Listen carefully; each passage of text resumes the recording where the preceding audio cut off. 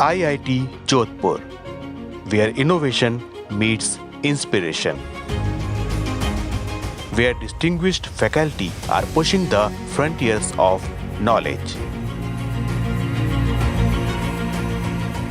sparking ideas that have the power to transform the world, research that holds the potential to impact society. Get ready to embark on a journey through the minds of pioneers. Discover the sparks that are igniting the future.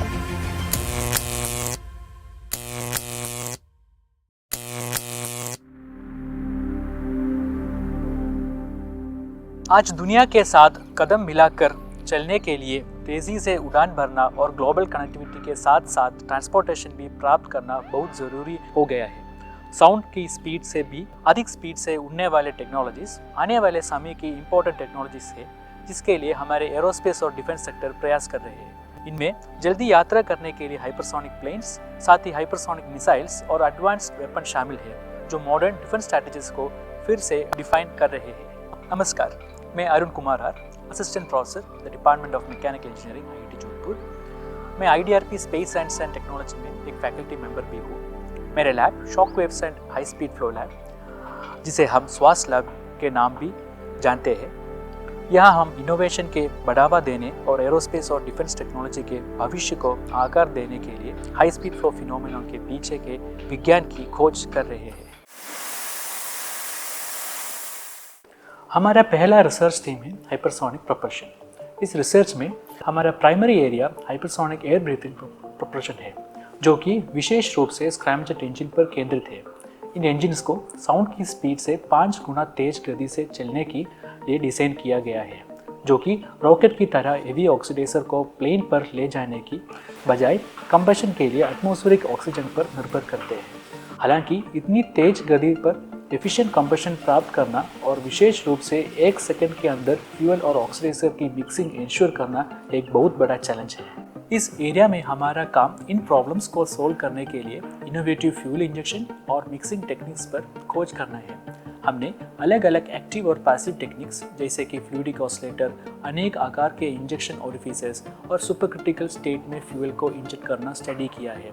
श्लियर imaging, me scattering और high speed pressure measurements जैसे advance techniques का use करके हम engine के performance को optimise करते हैं और अनस्टार्ट जैसे चैलेंजेस जो कि शॉक वेव के कारण होते हैं, उनका समाधान करते हैं। हाइपरसोनिक एयर ब्रीथिंग इंजन्स में साउंड से तेज स्पीड पर कंबशन को मेंटेन करना एक बहुत बड़ा चैलेंज है। ऐसा है जैसा तूफान में आग को जलाए रखना।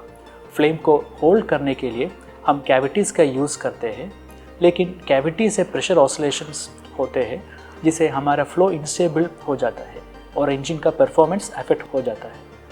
हमारा रिसर्च उन कैविटीज़ की वजह से होने वाले ऑसिलेशंस पर स्टडी करके उन्हें कंट्रोल करना है।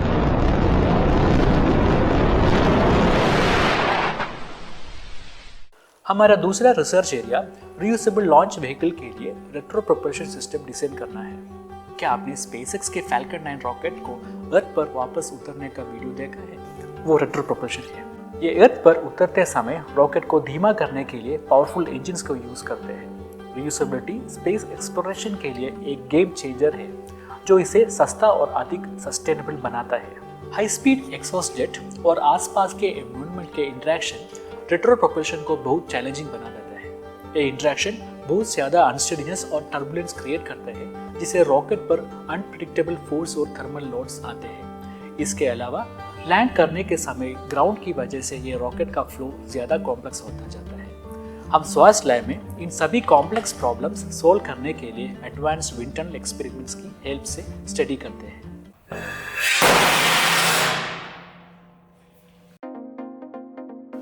हमारा तीसरा रिसर्च फोकस ब्लास्ट वेव्स को स्टडी करना है। एक्सप्लोजन से जो ब्लास्ट वेव निकलते हैं, वो बड़े पैमाने पर बिल्डिंग, सामान और लोगों को नुकसान पहुंचा सकते हैं। स्वास लैब में हम इन ब्लास्ट वेव्स को कम करने की टेक्निक्स और बिल्डिंग्स और लोगों की सेफ्टी के लिए इम्पोर्टेंट सॉल्यूशंस निकालने के लिए रिसर्च करते हैं। हम locally available sand materials, structures, shear thickening fluids का यूज़ करके शॉक के स्ट्रेंथ को कम करते हैं। जैसा आपने देखा, shock waves and high speed flow lab में हमारा रिसर्च एरोस्पेस और डिफेंस टेक्नोलॉजीज के इम्पोर्टेंट चैलेंजेस को सॉल्व करने के साथ साथ हाई स्पीड एरोडायनामिक्स और प्रोपल्शन पर खोज करना है। धन्यवाद।